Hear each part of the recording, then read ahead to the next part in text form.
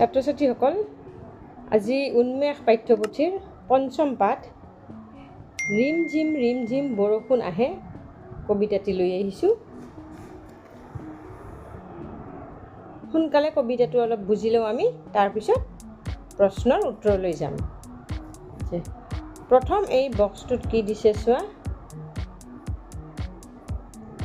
খৰালি কালত বৰষুণৰ পৰিমাণ কম হয়। খৰালি কালত যেতিয়া বৰষুণ নহয় তেতিয়া এই বৰষুণৰ পৰিমাণটো কম হয়। বৰষুণৰ অভাৱত গছ গছনিবোৰ নিস্তেজ হৈ পৰে। আৰু বৰষুণৰ অভাৱত যে আমি পানী লাগে, সেই পানীৰ অভাৱত তেতিয়া কি হয়, গছ গছনিবোৰ নিস্তেজ হৈ যায়, সেই সতেজতা নাইকিয়া হৈ যায়। কিন্তু বাৰিষা কালৰ বৰষুণৰ ফলত চৌপাশ সেউজীয়া আৰু সজীৱ হৈ পৰে।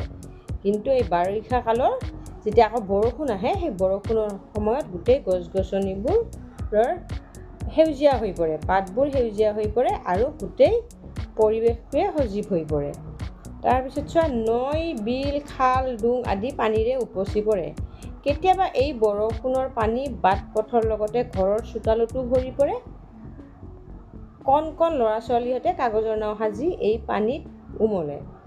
যে কেতিয়াবা কি হৈছে, এই বৰষুণৰ পানীৰে গোটেই বাট পথ চোতাল ভৰি পৰে আৰু কণ কণ ল'ৰা ছোৱালীহঁতে কি কৰে, তেতিয়া কাগজৰ নাও সাজি সেই পানীত খেলে।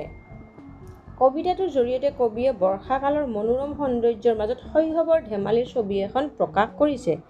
যে কবিতাটোৰ মাজেৰে বৰ্ষাকালৰ মনোৰম খুব ধুনীয়া সৌন্দৰ্য এটা আৰু শৈশৱৰ সৰু কালৰ ধেমালিৰ এখন ছবি ইয়াতে অংকন কৰিছে, মানে প্ৰকাশ কৰিছে। আমি দেখা পাওঁ যে বৰ্ষাকালৰ মনোৰম সৌন্দৰ্য আৰু তাত সৰু সৰু শৈশৱৰ সৰু সৰু ল'ৰা ছোৱালীয়ে খেলা ছবি এখন ইয়াত দেখা পাওঁ। এতিয়া আমি কবিতাটো পঢ়োচোন।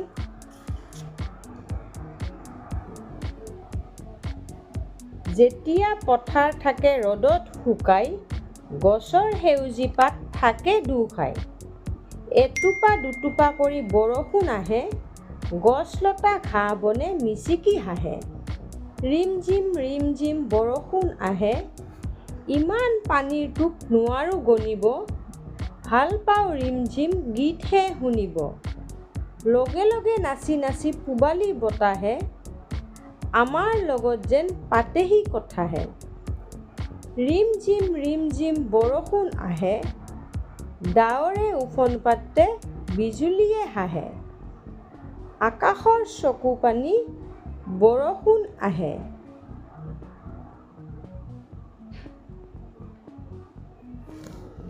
ইমান টোপালবোৰ অকণি অকণি, নোৱাৰো কৰিব শেষ গণি গণি গণি। বৰষুণ আঁতৰিলে বাজলে ওলাও, মেলি দিওঁ নিজৰাত কাগজৰ নাও। ঢৌৱে ঢৌৱে নাচি নাও যায় লাহে লাহে, নীলা আকাশত যেন জোনটি হৈ ভাহে। ৰিম ঝিম বৰষুণ আহে। কবিতাটোৰ কবি নৱকান্ত বৰুৱা। এতিয়া আমি পটককৈ কবিতাটো বুজি লওঁ।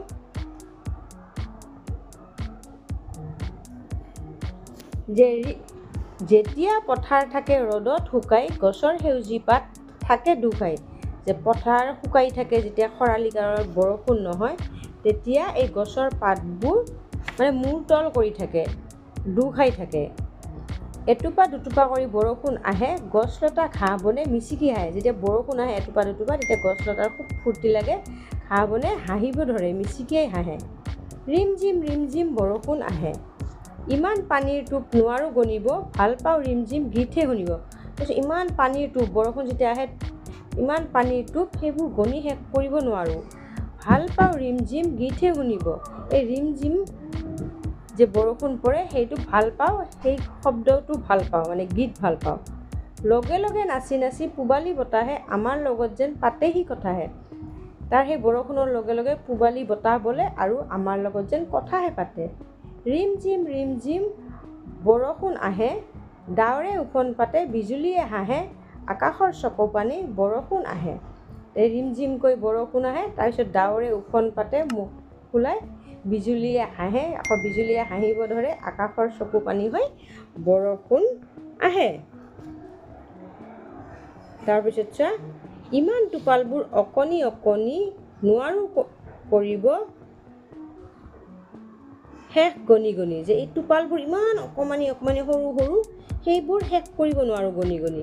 বৰষুণ আঁতৰিলে বাজলৈ ওলাওঁ। বৰষুণ যেতিয়া কমি যায়, নাইকিয়া হয়, তেতিয়া আমি বাহিৰলৈ যাওঁ। কবিয়ে ইয়াত বাহিৰলৈ যোৱাৰ কথা কৈছে। মেলি দিয়ক নিজৰাত কাগজৰ নাও। এই যে পানী জমা হয় বৰষুণ আহিলে ৰাস্তাত, খাল ডোম, কৈছে সেই তাত সৰু ল'ৰা ছোৱালীবোৰে কি কৰে, তেতিয়া কাগজৰ নাও বনাই তাত মেলি দিয়ে। তাৰপিছত ঢৌৱে ঢৌৱে নাচি নাও যায় লাহে লাহে। তাৰপিছত সেই ঢৌ ঢৌৱে নাওবোৰ নাচি নাচি যায়। নীলা আকাশত যেন জোনটি হৈ ভাহে। তাৰপিছত ওপৰত নীলা আকাশত জোনটি দেখা দিয়ে, জোনটি হৈ যেন ভাহে। ৰিম জিম বৰষুণ আহে। বুজি পালা কবিতাটো? ইমান সুন্দৰ কবিতা। তাৰপিছত এতিয়া আমি অকণমান কবি পৰিচয় জানি লওঁ। কবি নৱকান্ত বৰুৱা 1926 চনত তেওঁৰ জন্ম আৰু 2002 খ্ৰীষ্টাব্দত তেওঁৰ মৃত্যু। এগৰাকী কবি, ঔপন্যাসিক আৰু শিশু সাহিত্যিক। যে তেওঁ ঔপন্যাসিক আছিলে আৰু কবিও আছিলে, শিশু সাহিত্যিকো আছিলে। এখুত ককাইদেউ ছদ্মনামেৰে তেওঁ বহু শিশু সাহিত্য ৰচনা কৰিছিল। তেওঁ শিশু সাহিত্য ৰচনা কৰিছিল আৰু তেওঁৰ ছদ্মনাম, তেওঁৰ আন এটা নাম এখুত ককাইদেউ, সেইটো ছদ্মনাম আছিলে। ছদ্মনামেৰে তেওঁ লিখিছিলে। শিয়ালি পালেগৈ ৰতনপুৰ, ভত কাৰে ভূ, মাখনৰ কুকুৰা পোৱালি, মই টুনিয়ে টুনটুনালো আদি তেখেতৰ কেইখনমান শিশু উপযোগী পুথি। এইকেইখন হ'ল তেওঁৰ শিশু উপযোগী পুথি। এইজনা সাহিত্যিকে ককাদেউতাৰ হাড় নামৰ উপন্যাসখনৰ বাবে সাহিত্য অকাডেমী বঁটা লাভ কৰিছিল। তেওঁৰ যিখন উপন্যাস ককাদেউতাৰ হাড়, সেইখনৰ বাবে তেওঁ সাহিত্য অকাডেমী বঁটা লাভ কৰিছিল। তদুপৰি তেওঁ অসম প্ৰকাশন পৰিষদ বঁটা, অসম উপত্যকা বঁটা আদিও লাভ কৰিছিল। ভাৰত চৰকাৰে তেওঁক পদ্মভূষণ সন্মানেৰে বিভূষিত কৰিছিল। ভাৰত চৰকাৰে তেওঁক এটা ডাঙৰ সন্মান প্ৰদান কৰিছিলে, পদ্মভূষণ। তেওঁ অসম সাহিত্য সভাৰ সভাপতিৰ আসনো অলংকৃত কৰিছিল। তেওঁ অসম সাহিত্য সভাৰ সভাপতিৰ আসনখনো অলংকৃত কৰিছিল। এইখিনি হ'ল কবি পৰিচয়। এতিয়া আমি প্ৰশ্নৰ উত্তৰলৈ যাওঁ। চোৱা, 1 নম্বৰ প্ৰশ্ন, তলত দিয়া প্ৰশ্নসমূহৰ শুদ্ধ উত্তৰটো বাছি উলিয়াই সঠিক বৃত্তটো পূৰ কৰা। ক, ৰ'দত গছৰ সেউজী পাতবোৰ কিদৰে থাকে? সেইটো 4টা অপশ্যন দিছে। হাঁহি থাকে, দুখাই থাকে, নাচি থাকে, ওফন পাতি থাকে। উত্তৰ হ'ব দুখাই থাকে। খটো চোৱা, কবিয়ে কবিতাটোত কি গণিব নোৱাৰাৰ কথা কৈছে? পানীৰ টোপ, ঘাঁহ বন, গীত, বিজুলী। উত্তৰ পানীৰ টোপ। তলত এয়া লিখি দিছোঁ পানীৰ টোপ। 2 নম্বৰ চোৱা, শব্দ অৰ্থ মিলাও আহা। ইয়াতে শব্দ অৰ্থ দিছে, সেইটো মিলাব লাগে। যে দুখাই মানে মই মিলাই দিছোঁ, উত্তৰটো তোমালোকে ডাইৰেক্ট লিখিব পাৰিবা। দুখাই মানে বেকা হৈ মূৰ তল কৰা। বাজলে মানে বাহিৰলৈ। ওফন মানে ঠেহ। ভাহে মানে উপঙে। এইকেইটা হ'ল শব্দ অৰ্থ মিলাই দিছোঁ। এতিয়া 3 নম্বৰ চোৱা, তলত দিয়া প্ৰশ্নবোৰৰ উত্তৰ কোৱা আৰু লিখা। ক, কবিয়ে পথাৰ আৰু গছৰ সেউজী পাতবোৰ ৰ'দত কেনেদৰে থাকে বুলি কৈছে? ইয়াৰ উত্তৰ হ'ব, কবিয়ে কৈছে যে ৰ'দত পথাৰ শুকাই থাকে আৰু গছৰ সেউজী পাতবোৰ দুখাই থাকে। খ, কবিয়ে পানীৰ টোপালবোৰ কিয় গণি শেষ কৰিব নোৱাৰোঁ বুলি কৈছে? উত্তৰ, কাৰণ বৰষুণৰ টোপালবোৰ ইমান বেছি যে গণি শেষ কৰিব নোৱাৰি। কবিয়ে কৈছে যে বৰষুণৰ টোপালবোৰ ইমান বেছি যে গণি শেষ কৰিব নোৱাৰি। সেইটো পাৰি জানো? তোমালোকে ভাবি চোৱাচোন, যে বৰষুণ আহিলে বৰষুণৰ টোপালবোৰ জানো আমি গণিব পাৰোঁ? কেতিয়াও নোৱাৰোঁ। সেইটোকে কবিয়ে কৈছে। তাৰপিছত গ চোৱা, কবিয়ে কি গীত শুনি ভাল পায়? উত্তৰ, কবিয়ে ৰিম জিম বৰষুণৰ শব্দৰ গীত শুনি ভাল পায়। খ, কবিতাটোত কোনে কোনে হাঁহে, ওফন পাতে আৰু চকু পানী টুকে বুলি কৈছে? উত্তৰ, কবিতাটোত বিজুলীয়ে হাঁহে, ডাৱৰে ওফন পাতে আৰু আকাশে চকু পানী টুকে বুলি কবিয়ে কৈছে। উঙ কবিয়ে কাগজৰ নাও কেতিয়া আৰু ক'ত মেলি দিয়ে? উত্তৰ বৰষুণ আঁতৰিলে কবিয়ে নিজৰাত কাগজৰ নাও মেলি দিয়ে বুলি কৈছে। প্ৰথম চ কবিয়ে কোনে ক'ত আৰু কি হৈ ভাহে বুলি কৈছে? উত্তৰ চ কবিয়ে কৈছে যে নাওখনে ঢৌৱে ঢৌৱে নাচি নাচি নীলা আকাশত জোনটি হৈ ভাহে। 4 নম্বৰ প্ৰশ্ন হ'ল তলত দিয়া প্ৰশ্নসমূহৰ উত্তৰ বাছি উলিয়াই শব্দজালত ঘেৰ দিয়া আৰু লিখা। কেইটামান প্ৰশ্ন দিছে আৰু প্ৰশ্নৰ উত্তৰ এই যে তোমালোকে এইটো দিছে ইয়াতে আছে। প্ৰশ্নৰ উত্তৰ ইয়াৰ পৰা বাছি উলিয়াব দিছে। প্ৰশ্নকেইটা কি আছে চোৱা। কবিয়ে কি বতাহে নাচি নাচি কথা পাতেহি বুলি কৈছে? যে কি বতাহে কৈছে চোৱা, উত্তৰ আছে শব্দজালত। কবিয়ে পূবালী বতাহে নাচি নাচি কথা পাতেহি বুলি কৈছে। আৰু খ নম্বৰ চোৱা, কবিয়ে পানীৰ টোপ কি কৰিব নোৱাৰো বুলি কৈছে? খটোৰ উত্তৰ হ'ব কবিয়ে পানীৰ টোপ গণিব নোৱাৰো বুলি কৈছে। তাৰপিছত গটো চোৱা, কাৰ সেউজী পাত দু খাই থাকে? কাৰ সেউজী পাত? এইটো চোৱা, গছৰ সেউজী পাত দু খাই থাকে। আকৌ ঘটো চোৱা, কবিয়ে ৰিমঝিম কৈ কি অহাৰ কথা কৈছে? উত্তৰ হ'ব কবিয়ে ৰিমঝিম কৈ বৰষুণ অহাৰ কথা কৈছে। দেখিছা, চাৰিওটা প্ৰশ্নৰ উত্তৰ ইয়াতে পাইছোঁ। উত্তৰকেইটা মই লিখি দিছোঁ চোৱা।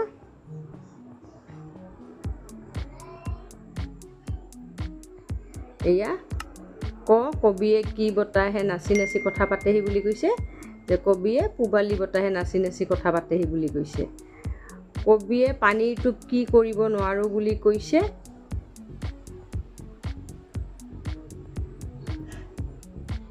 কবিয়ে পানীৰ টোপ ইমান বেছি যে গণনা কৰিব নোৱাৰো বুলি কৈছে।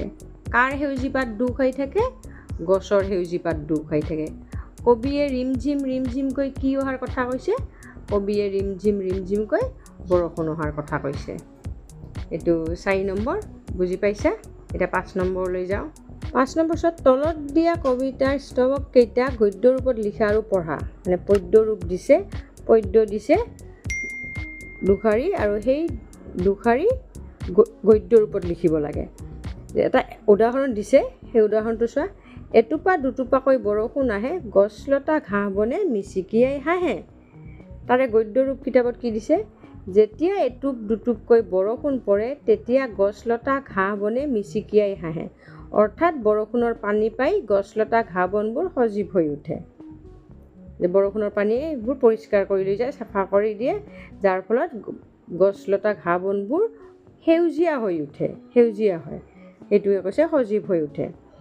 এতিয়া দ্বিতীয়টো চোৱা, দ্বিতীয় পদ্যৰূপ। ইমান পানীৰ টোপ নোৱাৰো গণিব, ভাল পাওঁ ৰিমঝিম গীতহে শুনিব। ইয়াৰ গদ্যৰূপ কি হৈছে? যে কবিয়ে কি কৈছে? বৰষুণৰ টোপালবোৰ গণি শেষ কৰিব নোৱাৰি।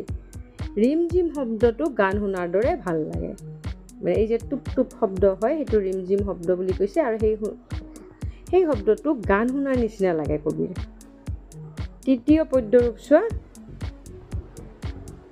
বৰষুণ আঁতৰিলে বাজলে ওলাও, মেলি দিওঁ নিজৰাত কাগজৰ নাও। ইয়াৰ গদ্যৰূপ হ'ল, বৰষুণ শেষ হ'লে কবিয়ে বাহিৰলৈ ওলাই আহিব আৰু নিজৰাত কাগজৰ মেলি দিব। মানে বৰষুণ শেষ হ'লে বাহিৰলৈ ওলাই আহে আৰু তাত এই বাহিৰত যে চোতালত পানী জমা হয়, তাতে কাগজৰ নাও সাজি কাগজৰ নাও মেলি খেলিব। মানে সৰু ল'ৰা ছোৱালীবোৰে খেলে বুলি কবিতাটোত বুজাইছে। গতিকে এইটো পদ্যৰূপৰ গদ্যৰূপ আমি পালোঁ। এতিয়া 6 নম্বৰ প্ৰশ্নলৈ যাওঁ। ইয়াতে 6 নম্বৰ চোৱা, কবিতাটোৰ পৰা অন্ত্যধ্বনি মিল থকা শব্দবোৰ মিলাই লিখা। অন্ত্যধ্বনি মানে ধ্বনি, শেষৰ ধ্বনিটো মিল আছে, সেইটো মিলাই লিখিব দিছে। মই কিতাপৰ সেই পাঠটোৱে ইয়াতে তোমাক ফটো তুলি তাৰপিছত ইয়াতে মিলাই দেখুৱাইছোঁ যে কি আছে। শুকাই, শুকাইটো কি হ'ব? খাই। আহে, হাঁহে। গণিব, শুনিব। বতাহে, কথাহে। অকণি, গণি। ওলাও, নাও। দেখিলে এনেকৈ মিলাই দিছোঁ। বহুত সহজ, পাৰিবা তোমালোকে এইটো নিশ্চয়। 7 নম্বৰ চোৱা কবিতাটোৰ মূল ভাৱ কোৱা আৰু লিখা। এতিয়া কবিতাটোৰ মূল ভাৱ এইটো অকণমান দীঘল হয়, তোমালোকে লিখি ল'বা।